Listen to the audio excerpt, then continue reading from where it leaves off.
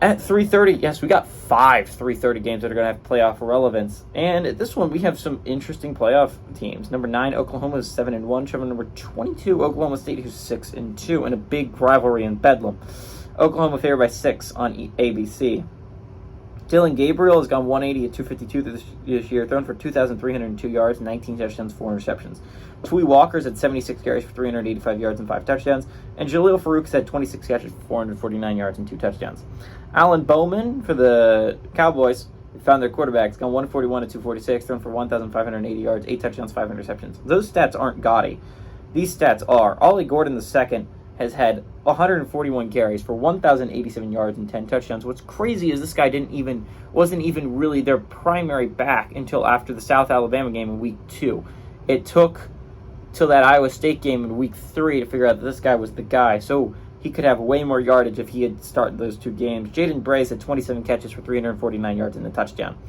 Oklahoma is 91-19 against Oklahoma State all time. Last game went to Oklahoma in 2022. So I think what's really going to be interesting about this football game was, right, Oklahoma State looked dead in the water, and I will admit when I'm wrong. At the beginning of the year, I said this thing about who college football teams. And I said is that Oklahoma State and Arizona State might legitimately be the 2 worst college football teams in the nation. I legitimately believed it at the time. I thought these were 2 of the worst Power 5 football programs right now. They looked bad, and I mean really bad to start the year. And then I looked right about both those football teams. South Alabama lost badly. They got their butts kicked at home by South Alabama, and they lost to an Iowa State team that I think a lot of people didn't think was going to be very good this year, especially when they lost to Iowa like that. And so, it looked like from the start that Oklahoma State was going to be a bad football team. But then the bye hit. That bye could not have come at a more important time for Oklahoma State. After that bye, they beat Kansas State.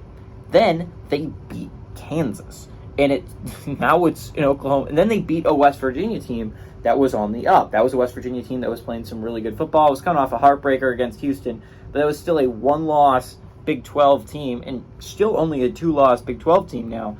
The Mountaineers are also playing some pretty good football. But Oklahoma State has really turned their season around like that, right?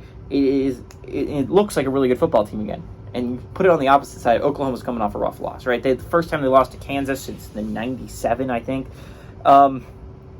It's just a rough way to end your season in the Big 12, is losing to a team that you've notoriously dominated. And especially considering it knocked you one loss away from out of playoff eligibility.